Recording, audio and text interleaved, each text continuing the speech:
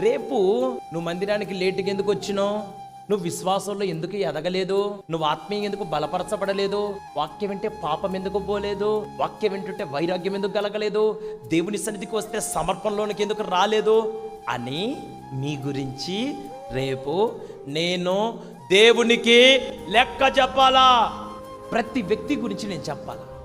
మీరందరూ రేపు దేవుని ఎదుట నిలవబడినప్పుడు, ఎర్నెస్ట్ పాల్ ఇటా నువ్వేనా వీడికి బాప్తీసం ఇచ్చింది? అవునాయా, నేనే. మరే ప్రార్థనలు ఎట్టున్నాడు? మందిరానికి క్రమంగా వచ్చాడా? విశ్వాసంలో ఎదిగాడా? ఆత్మీయంగా ఒదిగాడా? వాక్యానుసారంగా నడిచాడా? ఈయన గురించి రేపు నన్ను దేవుడు న్యాయపీఠం ఎదుట నన్ను అడుగుతాడు. నన్ను దేవుడు లెక్క అడుగుతాడు. కాబట్టి నిన్ను తిట్టినా, నిన్ను కొట్టినా, ఇంతమందిలో నిన్ను నిలదీసినా, నీకు బుద్ధి చెప్పినా, సరి చేసినా, రేపు నీ గురించి నేను చెప్పాలా. అందుకోసం ఇదంతా.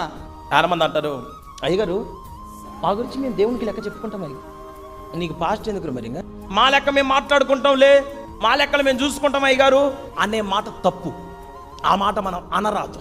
ఎందుకంటే మీ గురించి ఆ లెక్కని నేను దేవునికి చెప్పాలి.